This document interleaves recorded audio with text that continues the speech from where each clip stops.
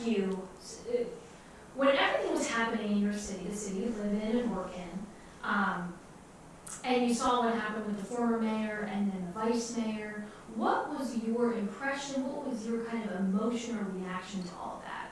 Well, it was shocking at first when you see political figures engaged in that, allegedly engaged in that kind of activity. It's shocking, and the next thing that kind of set in is the realization that we have some real problems within the community politically. Mm-hmm. So was it, let me just ask you, what inspired you to run for mayor? Well, I saw that the position needed to be filled. With my background and where I've been in life, I felt that I was able or would be able to do a good job for the people. And I felt a civic duty to step up and try for that position to see if I could correct some of the problems that we have and just make things better for the population or the people as a whole. The people who live in Port Richey have a good reason to be angry. How do you regain their trust? So I have certain plans in place, and I'm hoping that the public will see as I start the mayor role and judge me on my actions and what I do, and hopefully see that it's for the good or the benefit for all the people. And you really don't have, you're kind of fresh blood. How long have you lived in Port Richey? About a year and a half. So you haven't even lived here that long. You're from the Tampa Bay area. Right. But having only lived here a year and a half, what do you think you're going to bring to the city? Well, I think the nice thing about the city is it's financially stable. It has a nice tax base, the police department's stable, and I think that what the city really needed is someone who's objective that can look at the budget and not have any ties to anybody to figure out what's in the best interest of everyone as a whole. When you look at everything that's happened in the city, now you're the mayor, the top guy, what do you hope to change?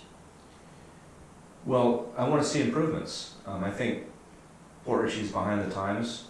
What I mean by that, the infrastructure isn't where it should be. So I'd like to improve the roadways, the drainage, to correct some of the flooding, and then for waterways, the dredging.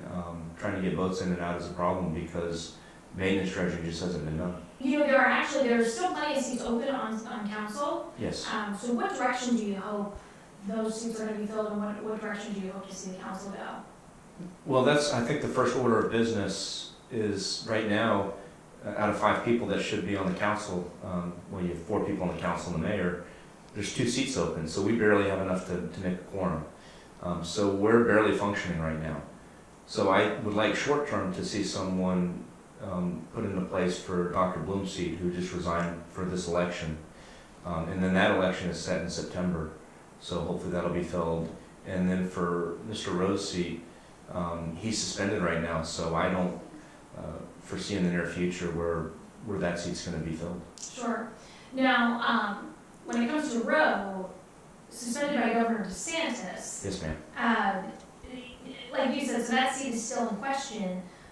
But if he doesn't, I guess, depending on what happens, if he doesn't give up his seat, what is kind of your response to that or to the community?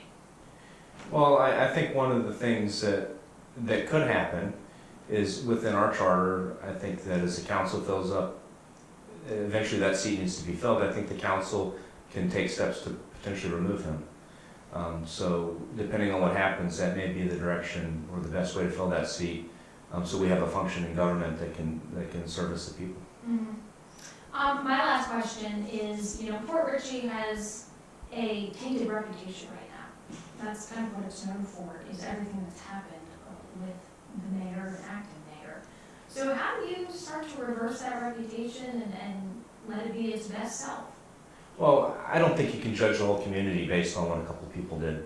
And I wanted to start there because Port Richey is, first of all, a geographically beautiful place, a lot of waterfront homes.